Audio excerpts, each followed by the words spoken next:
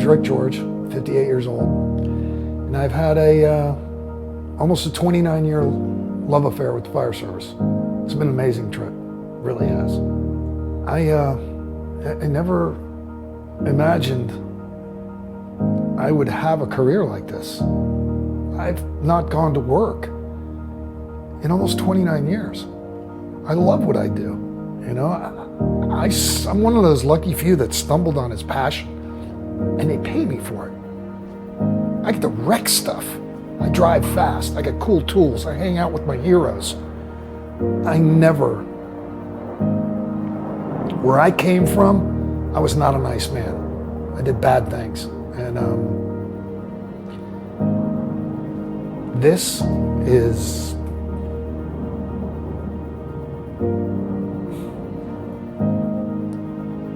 it's a blessing.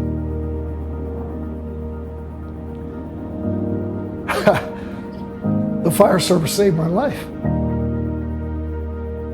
The question is that you see me as a guy that's helped save other people's lives and changed my own life.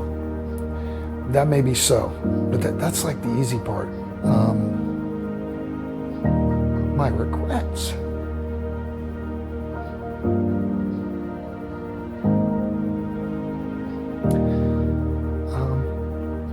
My family's solid, they're tight, they're great, but my greatest regrets are with my family, you know? The times that I've abandoned them for this career, for this calling, for the sake of a brother or a sister. And I've had to put my family on hold, which is wrong. I should have never done that. And it's a very difficult balance for me, because what do? I fix shit, man. You call me on your worst day, and I show up, and I either make it rain, or I help you breathe, or I save a life, or I cut somebody out of a car and I make shit right. And I can't do that for my family. It's not like that.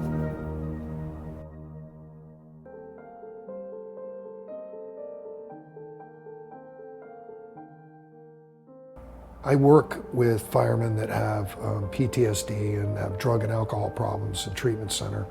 And I'm also involved in my department in helping with some other very brave men, creating some venues for our brothers and sisters who are hurting. We're trying to create mental health check-ins and some other stuff with the peer support group, and just, I mean, I really have nothing to lose and everything to gain. If I can get a message out to at least one brother. Today, I made a commitment to do this interview, but if not, I would be in St. Lucie at a funeral for a fireman that you would have never thought that this guy would kill himself. And his name bears repeating. It's David Dangerfield. He was a fire chief, very funny guy. He's a great dad, a great husband. He was battling his demons, and I remember him from the Great Florida Fire School. He took my class with his son, and I was like, oh my God, I wish I had a relationship like that with my kids. He would have never suspected it. David Dangerfield, like almost every other suicide, doesn't have to happen. I believe that. I believe that. When I was going through my battles, I went from homicidal to suicidal frequently. The rumination that kept me up at night.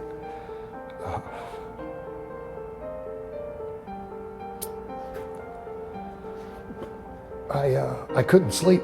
I couldn't sleep, and I thought about what did I do to deserve this, and you know, when you live in a hopeless state like that, your best option looks like suicide.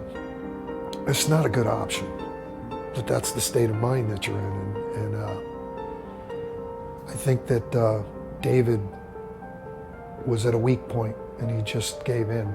And it was maybe one of those, maybe it was the first time, maybe it was the 1,000th time. And he was just weak at that moment, and he did something that he may have regretted.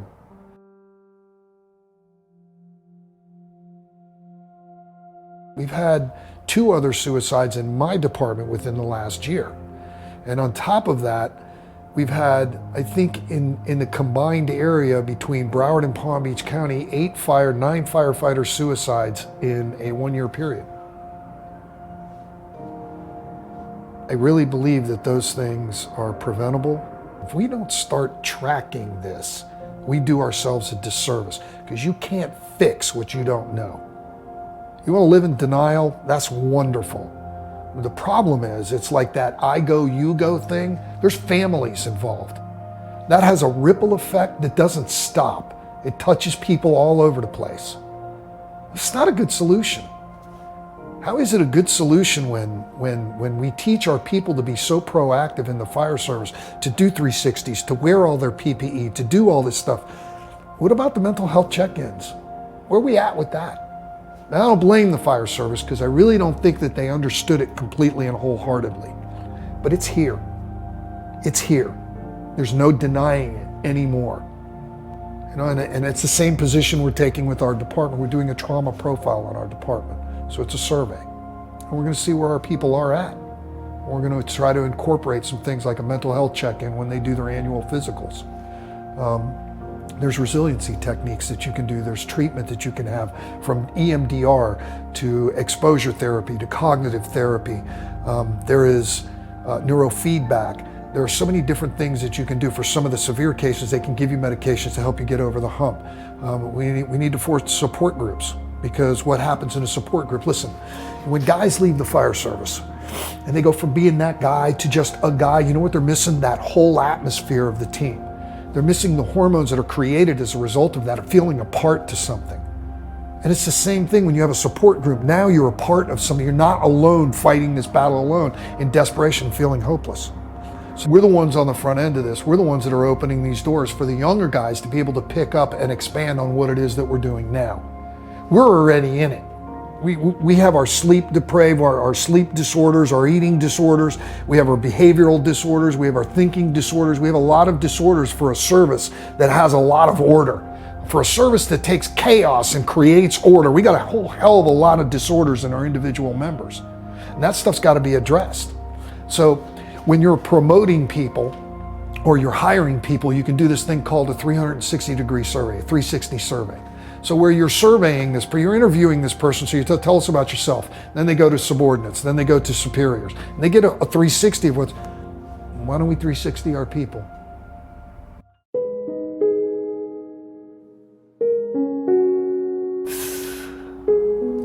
So I'm in a divorce, and I gotta move out of my house.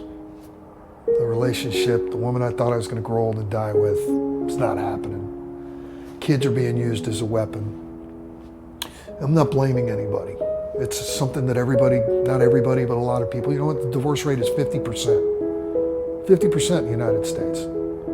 Do you know that we have a 30 to 40% increase in over the average person for divorce rate in the fire service? And it's already at 50%. We're already behind the 8 ball. My divorce was probably it was probably inevitable, and it was probably predictable. I don't blame that on the fire service. But it was the divorce that actually got me into counseling with my kids. I went to see a psychologist, forensic psychologist, child psychologist too. Guy's very well said, you know, coincidentally, the importance of having those people that understand us in our field is everything. I don't need some chooch sitting there crying with tears coming down his ears because I'm telling him about, you know, this kid that I had to pull out of a fire, or the skin coming off of my gloves, or the smell of burning flesh, or what people look like when they're, you know, mutilated inside cars.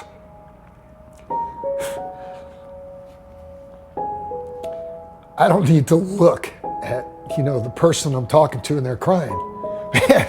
Because now I'm just thinking, oh shit, how am I going to get out of here? When is this over? And am I paying for this, really? So, but this guy was squared away. He actually wrote a book after September 11th about the divorce rate and how it escalated so severely after September 11th. And lo and behold, here we are. And look at the stats now. This guy was way ahead of time. So this is the guy that I happen to be bringing my kids to. And he says to me in a counseling session with my kids, hey man, I'd like to see you next time alone, one-on-one. I'm thinking, yeah, sure, you know, no problem. And I go to see him and he starts asking me about, what I've been through, and starts asking me about my shift. How was your shift? I went there, off shift, and he's prying. He's prying, bro. He wants to know about the nasty calls, the bad calls, this and that. You know what this prick does? He asks me, what does it look like? What does it sound like? What does it smell like? Did you touch it?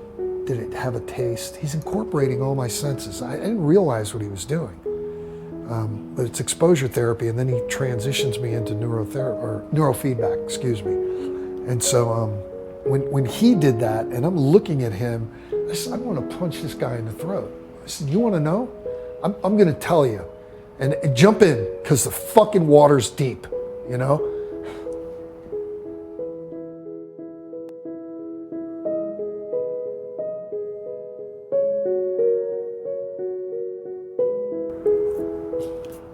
I started telling him about things that I thought I was okay with.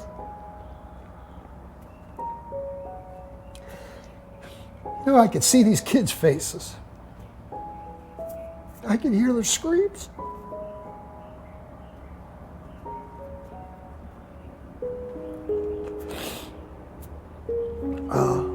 And it wasn't just one call. It was, shit, man, I've been doing this for almost 29 years. A lot of calls. There's a lot of skeletons in that closet. Everybody's got it. It was just a bizarre set of circumstances how it all came about to me being diagnosed. That was it. He kept bringing me in, and we did that for about 8 months, man. It sucked. But you know what? It got me to where I am now. I am as whole as I'm ever going to be. None of us come into this great career and leave the way we came in. You're going to leave some of you here. You're going to have a hole. But the idea is to make yourself as whole as possible. And there's ways to do that. I'm living proof. There's absolutely nothing that I've gone, there's men that have gone through worse than me and men that have gone through less than me. But it doesn't matter, because all of us have our own individual hells. It doesn't matter. But there's hope. I know it. I experienced it. I came out the other side of it, And my kids ever saw this, they wouldn't be devastated. They'd be in tears, because I'm showing you things that I never showed them. I'm talking about stuff that I don't talk to about. Why do they need to know that? They don't need to know that. PTSD can be given to your family.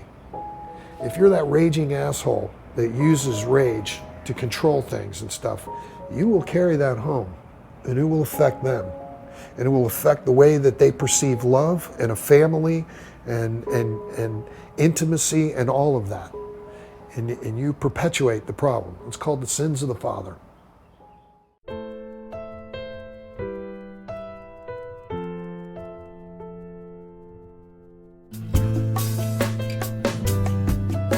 I came home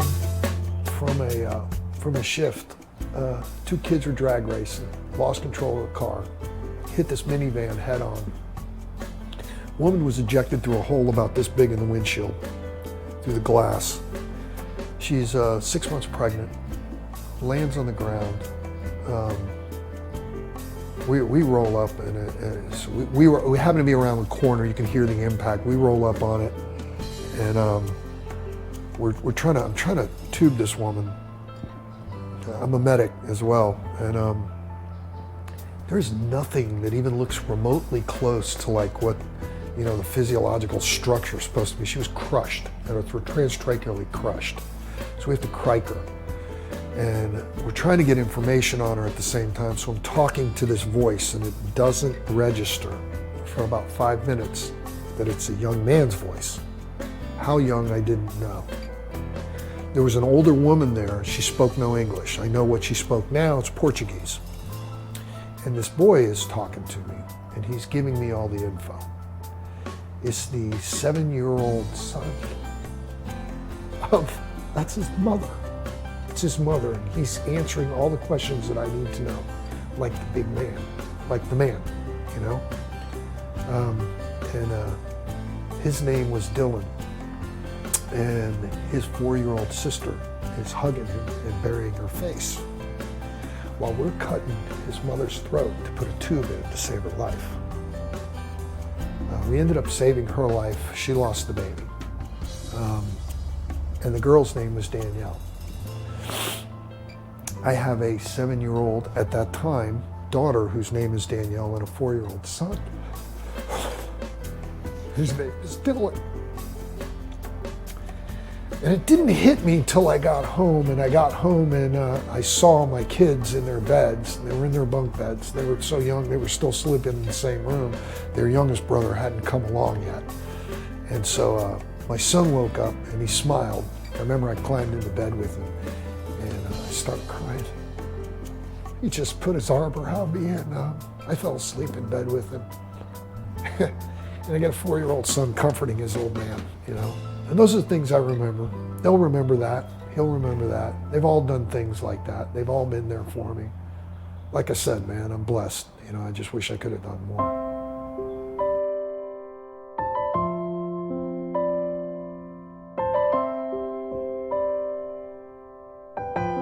Chances are you're gonna get broken. It's a very hard business. You'll be here once every 3 days for 25 to 35 years. And the things that you're going to see, hear, smell, touch, and do, you're gonna change it forever. They're gonna haunt you in your dreams, but it's okay. It's okay, because we don't wear capes. And there's help out there. You just need to recognize when you need it. There ain't no John Waynes, man. Even John Wayne got help. Even the Calvary came for John Wayne. Just remember, John Wayne was in the movies. This is reality. This is real life. You know, this is us. This is us, and this is a different day and age.